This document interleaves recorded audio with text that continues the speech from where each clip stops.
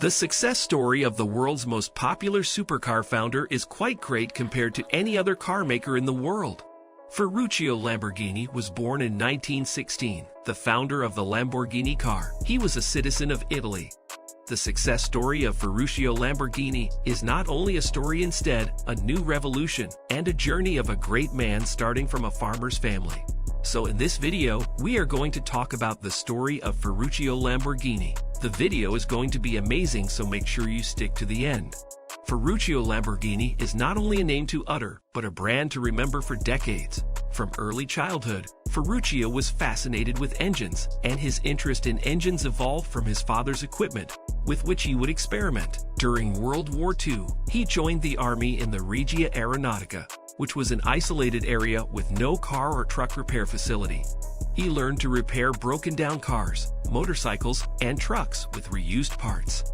He became popular as an expert at mechanical improvisation and fixing engines. He told his father that during the war, he used to build military vehicles, so he was more interested in building vehicles.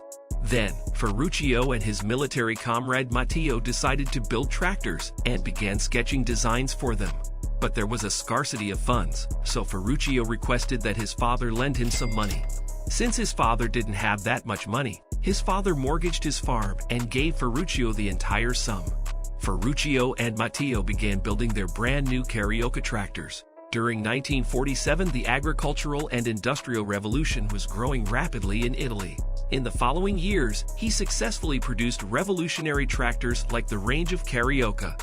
The Carioca tractors used military surplus engines with 6-cylinder diesel engines, and it was the first tractor manufactured entirely by Lamborghini. Ferruccio Lamborghini's post-war tractor industry produced such a large profit that he became a wealthy and prominent man. That success led to a second company manufacturing heating units and air conditioning systems. Ferruccio Lamborghini became one of the wealthiest men in the country. Mr. Lamborghini could afford anything he wanted, and one of his passions was cars. He owned a Jaguar, a Maserati, a top-end Mercedes, and 2 Ferraris, a white one for him and a black one for his wife. But the Ferrari's clutches kept giving him trouble and needed constant repair at the Ferrari factory. The problem kept recurring, so Lamborghini had his own tractor mechanics take a look at it. As it turns out, Ferrari was using the same clutch component as he used in his tractors. Lamborghini was outraged. He paid 10 lire for his tractor clutches, yet Ferrari charged him 1,000 lire for the same part. And Lamborghini was appalled that beautiful Ferraris were actually built with tractor parts. So one day, Ferruccio confronted Enzo Ferrari, sparking a rivalry between the two. Ferrari was outraged and referred to Ferruccio as a farmer who could only produce tractors. That insult inspired Ferruccio Lamborghini to build his own high-end sports car.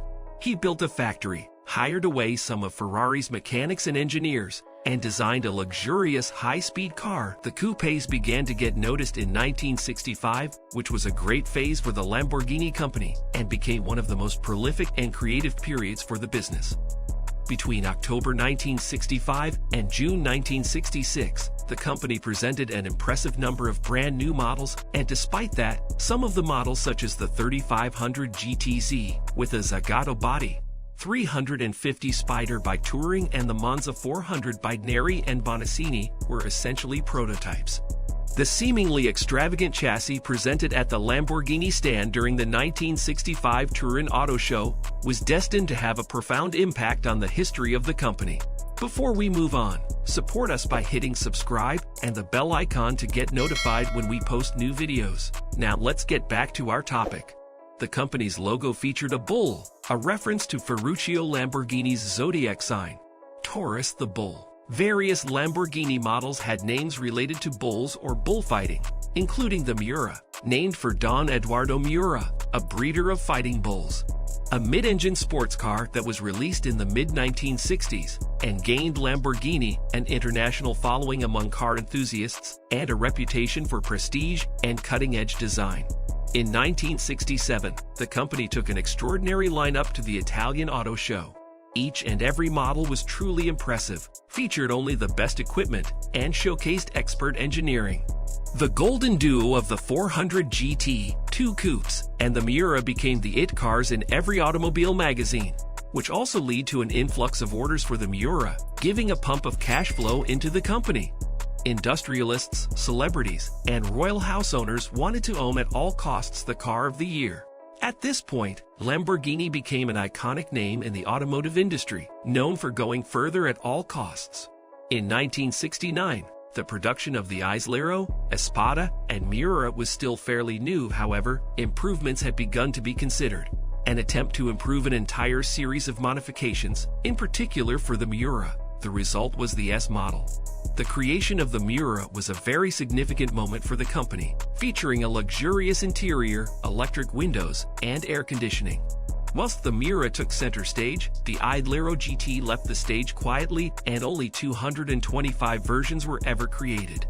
The Espada remained successful with over 228 models sold in 1970 alone, an impressive figure for an expensive and important car. Ferruccio's peace of mind, however, was short-lived, as his company was losing money due to the massive loss of his tractor company. Thousands of his employees unionized against him, preventing him from firing them to cover the expenses. Meanwhile, Italy's economic situation deteriorated, which pressured Ferruccio. Ferruccio sold Lamborghini to Chrysler in 1987. Ferruccio returned to his roots in farming in Umbria, Italy. He was heartbroken that he couldn't continue to work with Lamborghini automobiles, which he had created with his innovative thinking and hard labor.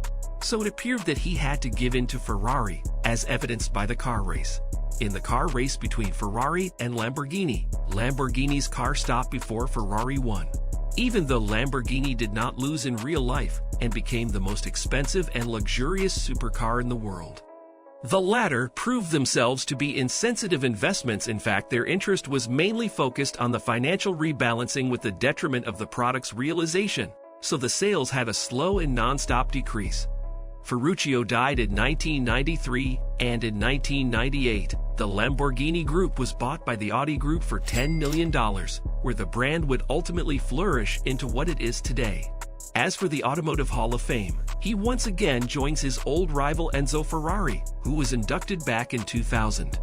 When it comes to luxury, performance, and beauty, few names garner as much respect as Lamborghini. Producing less than 8,500 vehicles a year, Lamborghinis are a rare spectacle. An entrepreneur at heart, Lamborghini's journey started in the workshop on his family's farm. Took him from building tractors out of old military vehicles' spare parts to some of the world's finest luxury sports cars.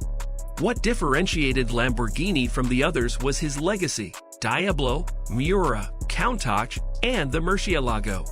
Ferruccio Lamborghini has shown us how incredibly successful you can become in life, and what kind of a mythos you can establish only by facing a problem in his daily life, a vision that evolved out of this problem, and a competitor that truly spurred Lamborghini. And that is the origin story of Lamborghinis. It was a supercar born of a 10-layer tractor part and an insult. So that's it. Please like, share, and comment your thoughts below if you liked this video. Remember to subscribe to see our next video. Stay safe, and we will be back soon with another video.